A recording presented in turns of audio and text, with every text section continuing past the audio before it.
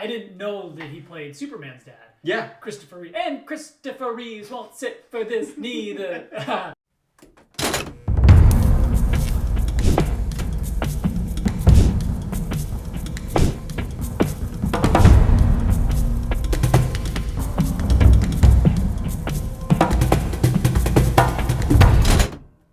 Hey everybody, welcome to 6 Wins. I'm Matt. This is Chris. And we are talking about our best male actor bracket. We're going to go through 2 matchups here. We're going to go through first the number 2 seed, Marlon Brando, versus number 15 seed, Russell Crowe. I'll kick us off with some thoughts on this one.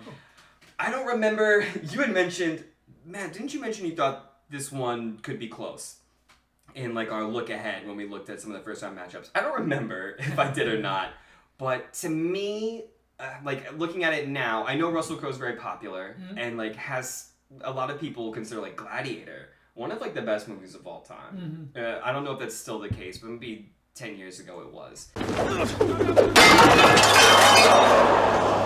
you not entertained?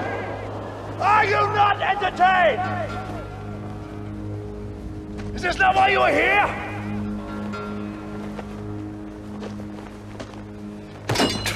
Marlon Brando, for also being in another movie that people consider one of the best movies and one of the best film franchises of all time, The Godfather, I just feel like it's so long past that time that his importance to it, like the movie is important, but his portrayal and his acting maybe is not still considered as important as the movie itself. I'm gonna make him an offer he can't refuse. You know, he also played like Superman's dad in like the original like Superman movies, like Christopher Reeves. He played Superman's dad there, but I haven't seen enough to like really make a fair judgment of who's a better actor. Who do I like more, and whose movies do I like more? Russell Crowe. But I that would be just where I guess I'd vote if I had to. And so I was kind of thinking maybe people were similar to me, just because like if you're within 5 to 10 years of my age in any direction, unless you've intentionally gone back to watch The Godfather, you might not have seen any Marlon Brando movies. We probably saw or heard about Gladiator, someone like that. So what about you? What were your thoughts there? Yeah, this was a toss-up. So this is one to say. So we gathered tons of different people's opinions in putting this bracket together. And truth be told, I think I've only seen one Marlon Brando movie, but it's not Chris's picks. It's not Matt's picks. It's like what does and if you go to like any IMDb, Rolling Stone, top actors list, if you just Google it, Marlon Brando is going to be on every single one pretty much. Guy's a legend. The winner is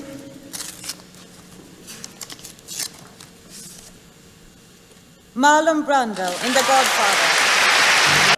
But I knew he had to be on there in a high seat because like Godfather alone is just like, you want to make a deal? Yeah, it's one of those things if you put like they're a high seed or you don't put them on at all because you do a cutoff. Because if you have Marlon Brando as like a 13 seed, people are gonna be like, "Come on, man! Like, this is a guy that like is in one of the most award accoladed movies of all time, and his performance was incredible in it. Like, you can't put him there. So it's really a tough situation." What's the matter with you?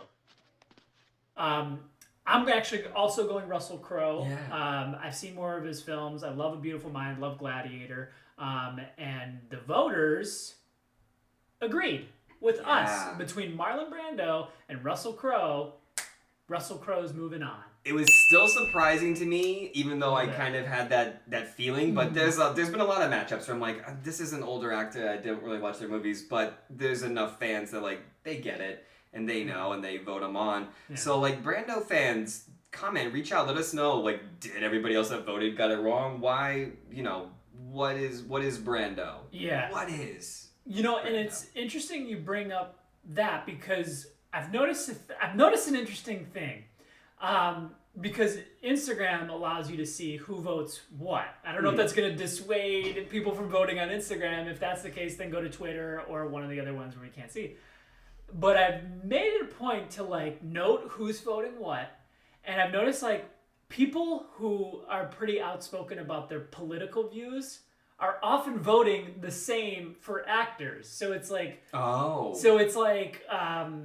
we have more in common than we think, just because, you know, a right and a left are like doing this all the time because you differ on something.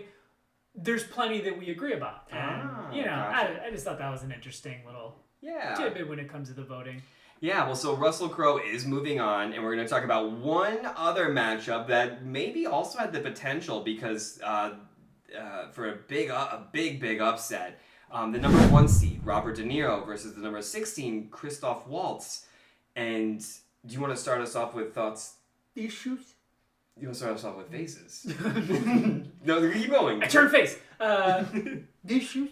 That's my impression of, I think, Dave Franco's impression of Robert De Niro. It was good. Yeah, so Christoph Waltz, come on, he killed it in Inglourious Bastards. He was one of the best villains of all time. He was great, and another Tarantino film, Django. Yeah, I like him in that. He just goes so well in Tarantino roles, I feel like, because Tarantino roles are typically not roles, but Tarantino films have a lot of like dialogue heavy scenes, and he can just like keep you on like the tip of your toes for like 5 minutes straight. Just slightly quirkier characters too, like you're a little bit comedic, a little bit silly. All right. Yeah. Ooh, that's a bingo. That was Jim Carrey. But De Niro. Come on, De Niro. He was a 1 seed. Yeah. De Niro's a 1 seed. Waltz 16 seed. I think we got some feedback saying Waltz should be way higher. Yeah, that was my initial thought too, because I think Christoph Waltz is a really good actor, but his catalog to choose from is not that expansive. Like we identified his Tarantino films, and he's been like he was a villain in like 2 Bond movies, 2 of the Daniel Craig Bond movies. Okay. So did you see those? I haven't seen any of the Daniel Craig Bond movies. This is a bad take. Pierce Brosnan is my Bond. I agree. Maybe it's the GoldenEye N64. It's GoldenEye N64 Yes. for sure. Because like nobody picks Pierce Brosnan as their James Bond.